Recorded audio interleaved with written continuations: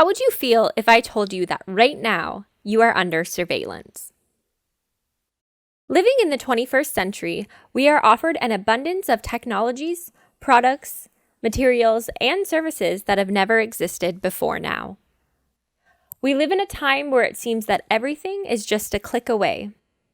We can locate where we can get the best deal on a product, and if we do not want to leave our house to purchase it in a store, we can order it and have it delivered right to our front door. If there's a song that we are listening to, we can download it immediately from our device. We can chat online with friends that live on the other side of the world and find new friends that live nearby. We can purchase anything online, from a children's toy car to an adult's toy Mercedes. We can do our banking, get a mortgage, or a car loan just with a few questions and a click of a button. We can read books, watch movies, and play games all from the convenience of our devices. Our limitations have no bounds when it comes to the internet and what it can do for us. And all for free. Or so we believe. What is the price that we pay for these conveniences? And with today's society living their lives online for all to see, is privacy attainable in the 21st century? In the 21st century, when many people are reliant on the internet and the amenities it brings, our privacy and democracy are at stake. Internet users are exchanging their privacy for the conveniences that the internet provides, allowing large tech companies to keep them under constant surveillance, harvesting their social patterns and making a commodity out of their behavior. What exactly is privacy? The internet provides a vast amount of information, services, and products that appear to be free but come at a cost. Users of Google and social media sites are provided with privacy policies, which promise to protect the information that people freely provide when they use the services. The use of privacy in privacy policies is misleading, though. For example, Google states in their policy, "We build a range of services that helps millions of people daily to explore and interact with the world in new ways," which sounds good, but then goes on to say, "We collect information to provide better services to all our users, from figuring out basic stuff like which language you speak, to more complex things like which ads you'll find most useful, the people who matter most to you online, or which YouTube videos you might like." This sounds a little more ominous. Google even states, "When you're not signed into a Google account, we store the information we collect with unique identifiers tied to the browser application or device you are using." It's there in plain sight. Google are watching you. Google and Facebook do give users the option to change their privacy settings, but the default settings allow full access to personal information and the habits of the users. Even if the user is inclined to change their settings, it's not an easy task. Essentially, the user is being constantly watched, or more accurately, put under surveillance. In 2014, Shoshana Zuboff, a professor at Harvard Business School, coined the term surveillance capitalism to explain the phenomenon of large tech companies such as Google and Facebook collecting and distributing users' data with no regard of the user's privacy. Surveillance capitalism is defined as a new economic order that claims human experience as free raw material for hidden commercial practices of extraction, prediction, and sales. Using Google as an example, this essentially means that Google is harvesting users' raw behavioral patterns and information. This material is then sorted through artificial intelligence and turned into data, which is now a propriety of Google since they farmed and processed it. The data is then used as a commodity and free for Google to do as they like with it, meaning Google steals users' information and sells it, justifying that it's okay to do so. Access to users' information is easy to obtain. In the case of Google, the company does as it promises by collecting users' information to improve the overall experience of the user. Google not only makes the services it offers online more convenient, but also continues creating devices that make living more convenient as well. Devices that are considered smart make life easier, but are also fantastic at gathering data. Google's Nest thermostat, for example, allows the user to control the temperature of their home via their device, which makes it convenient and possibly more economical to heat their home, but it also provides Google with an abundance of information about the behavioral patterns of the user's home heating and cooling. This is also the case with other smart devices, including smart refrigerators, smart watches, smartphones, digital personal assistants, home devices like Google Home, and fitness trackers. One of the most blatant ways Google takes and sells user information is with Pokemon Go.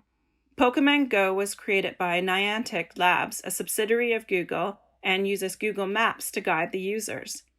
In the game, players find, capture, fight, and train virtual creatures called Pokemon. These creatures appear in real-world settings to the player. Pokemon Go is considered a human herder as it guides players to find rare Pokemon in establishments which companies have paid to have these creatures placed in to get more traffic into their business. In 2016, in a lecture at Berkeley University when discussing the foundations of Pokemon Go, John Hanke, the CEO of Niantic, said the following: "Being an advertising company, if you have mobile computing and services that people use when they're moving around, could these services influence how people behave in the physical world? Could the products that they are using cause them to walk a different path, drive a different path, divert from the trajectory that they're normally going to go on? If you could do that through information services that you're offering to people, there's tremendous opportunity there for businesses that might want to change the behavior of people to get them to go places they wouldn't otherwise go." This is where our democracy is challenged. Paul M. Schwartz, a professor of law from Berkeley School of Law and an expert of information privacy law, foresaw in 1989 that computerization would transform the delicate balance of rights and obligations upon which privacy law depends. Schwartz stated that the more that is known about a person, the easier it is to control him. Google has acquired so much knowledge from its users that the company knows more about us than we do about ourselves. This challenges our democracy because modifying human behavior is a reprehensible threat to the values of human autonomy and democracy, which is what Google and other digital companies and devices are doing. Why does privacy matter? There are two distinct populations of people who actively use the internet: those that knowingly give away their personal information, and those that unknowingly do.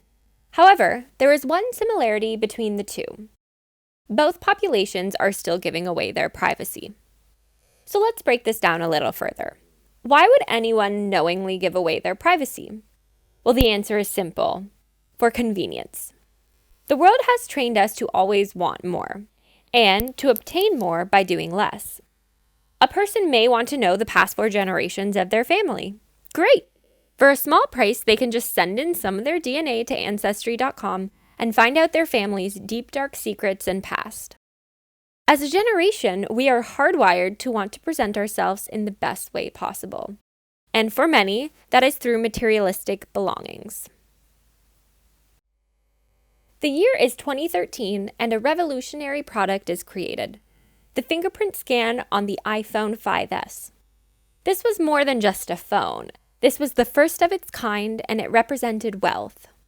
Being seen with this phone meant you had money to afford it. People looked at you differently. People were so ecstatic to eliminate the password option on the phone and instead be able to unlock their phone with just the touch of their fingerprint. But at what cost did that convenience come at? 9 million iPhone 5Ss were sold on its opening weekend, which means Apple secured 9 million private fingerprint scans of its customers. In September of 2019, Apple released the iPhone 11, which features facial recognition scan-in. The concept behind this idea was to make iPhone even more convenient for their customers by eliminating not only the fingerprint scan, but the password option as well. Apple continued to eliminate privacy walls with customers by now storing facial scans. I'm not saying that customers of these products willingly give away personal and private data to large corporations. I'm saying that convenience is more important than worrying about where your data is going and what companies it is being sold to. Now, let's switch our focus here onto the population that unknowingly gives away their privacy. Websites are designed to track what users view and click on. Computers are designed to store past websites and searches in its history for the purpose of advertising to you. By absently agreeing to websites' terms and conditions or allowing the use of cookies, one is giving permission to be watched. For example, have you ever been searching for a new piece of clothing or item online, then switched to your Facebook all in the same sitting? Do you ever notice how all of a sudden Facebook is sending you ads to literally the website you were just shopping on? Certain social media sites design their algorithms to show locations on users' posts. For example, unless disabled by the user, the default setting for Twitter includes locations on every tweet. Many people do not notice this or even realize, therefore do not disable the locations. Can we get our privacy and democracy back? There are two areas that require protection from large tech companies such as Google and Facebook: how much data is collected and what the company is permitted to do with that data. Dealing directly with privacy settings is not an easy task and takes a lot of digging around files to achieve some sort of privacy. For example, to set up privacy settings on the web, the user needs to log into their Google account, go to Chrome in the menu bar, first click on Preferences, then Manage Google Account, then Privacy and Personalization, and then go into the Activity Controls page. They then have to go into Web and App Activity, click on Manage Activity, and click off two items: Include Chrome History and Activity from sites and devices that use Google services, and Include Voice and Audio settings. Clicking these options provide a warning message saying that the user's experience will be limited or disabled, and that other devices connected to this device will also be affected, although activity from that device may still be saved. And even if the user still proceeds, they are told, if Chrome Sync is turned on, your Chrome history will still be saved in your Google account with your bookmarks, passwords, and other setting data, which gives another setting that needs to be changed. Bottom line, Google doesn't make it easy to keep your private information and activities private. Still, even if a user can protect their privacy to the maximum extent that Google, Facebook, and other big tech companies allow, they are still under surveillance. Unless the user is willing to become a complete neo-Luddite to get their privacy back, if they even want it, regaining privacy is a difficult feat. Zuboff explains that demanding privacy from surveillance capitalists or lobbying for an end to commercial surveillance on the internet is like asking old Henry Ford to make each Model T by hand. It's like asking a giraffe to shorten its neck or a cow to give up chewing. These demands are existential threats that violate the basic mechanisms of the entity's survival. So, what can we do? Zuboff suggests that by recognizing and naming what is happening is a step in the right direction to getting back our democracy. Calling surveillance capitalism by that name and knowing what that means allows people knowledge. Having this knowledge gives the user the power to make decisions as to what devices, services, and information they are sharing. Knowledge equals power, and our personal power is what our democracy is all about.